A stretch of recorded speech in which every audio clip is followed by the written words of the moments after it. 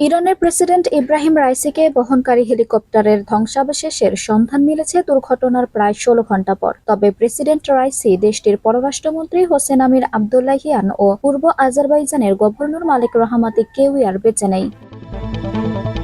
Ebrahim Raisi ইরানি রাজনীতিবিদ এবং বিচারক, বিশ্ব রাজনীতিতেও অন্যতম প্রভাবশালী নেতা তিনি। ইব্রাহিম রাইসি ইরানের সর্বোচ্চ ধর্মীয় নেতা আয়াতুল্লাহ আলী খামেনির ঘনিষ্ঠ হিসেবে পরিচিত। প্রেসিডেন্ট হওয়ার আগে দেশটির প্রধান বিচারপতি হিসেবেও দায়িত্ব পালন করেন তিনি।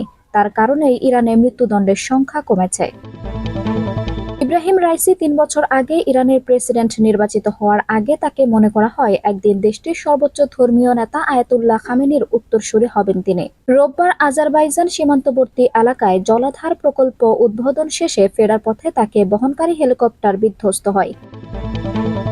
ইব্রাহিম রাইসির জন্ম ১৯৬০ সালের উত্তর পূর্ব ইরানের পবিত্র শহর মাশহাদে। মাত্র ২০ বছর বয়সে তিনি তেহরানের পার্শ্ববর্তী শহর কারাজের প্রসিকিউটর জেনারেল নিযুক্ত হন। ১৯৮৯ থেকে ১৯৯৪ সাল পর্যন্ত রাইসি তেহরানের প্রসিকিউটর জেনারেলের দায়িত্ব পালন করেন। ২০০৪ সাল থেকে তিনি এক দশক জুডিশিয়াল অথরিটির উপপ্রধানের দায়িত্ব পালন করেন। ২০১৯ সালে তাকে বিচার বিভাগের প্রধান নিযুক্ত করেন দেশটির সর্বোচ্চ ধর্মীয় নেতা আয়াতুল্লাহ খামেনি।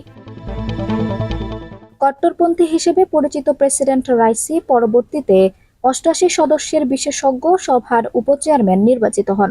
সর্বোচ্চ ধর্মীয় নেতা নির্বাচন সহ বেশ কিছু গুরুত্বপূর্ণ দায়িত্ব পালন করে এ সভা। ২০২১ সালে দ্বিতীয় দফায় নির্বাচন করেন ইরানের ৮ম প্রেসিডেন্ট নির্বাচিত হন ইব্রাহিম রাইসি।